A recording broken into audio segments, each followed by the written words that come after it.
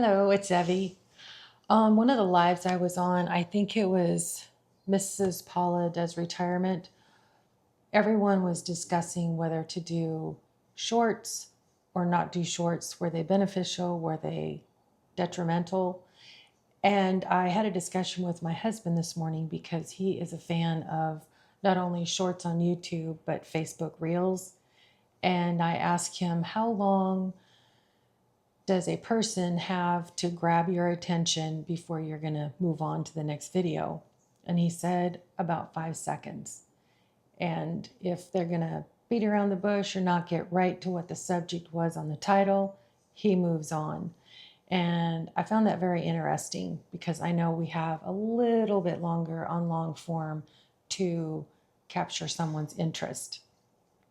I also asked him if he has ever subscribed to anyone because of a short and then went back and watched more on their channel. And he said, yes, he has. He had to think about it though, because it's not something that he does on a regular basis.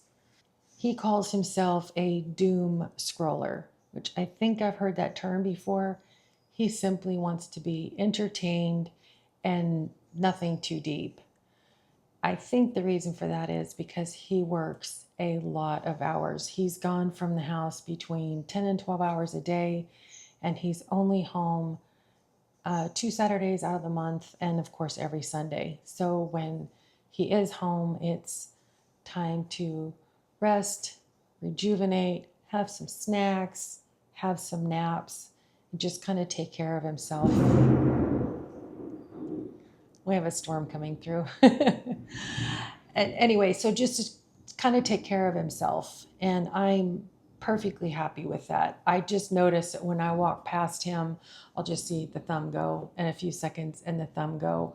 So it depends on actually what mood he's in, on what he's going to sit and watch. Whether it's his example was a bunch of car crashes where it's just crash and then the next crash and the next crash, or whether it's something financial or something that's being built, because does have a wide variety of things that he's interested in.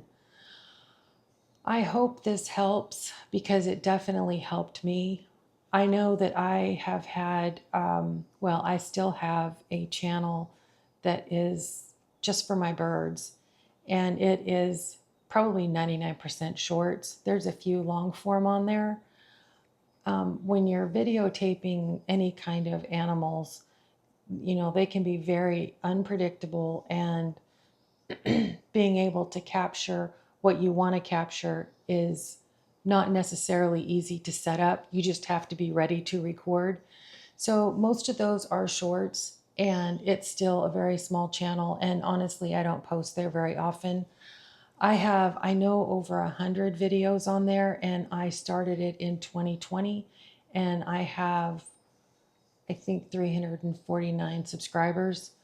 Once I decided to start this channel, which where my heart is really at, and I can pick something to talk about and I can interact with other people, this is where I'm spending my time.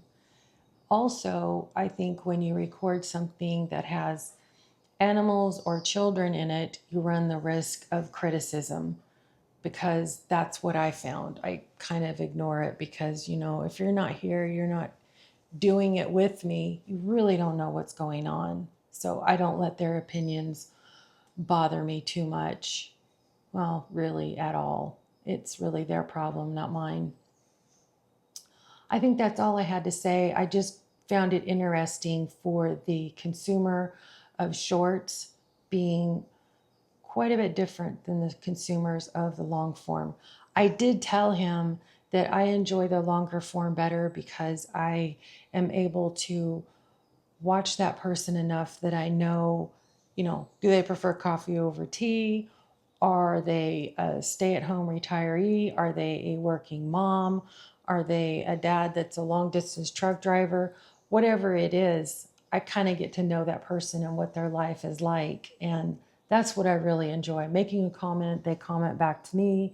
And that's what I wanted for myself with this channel, was people to get to know me and know what I like, what I don't like, and interact with me. Thank you for being here. I'll see you next time. Bye.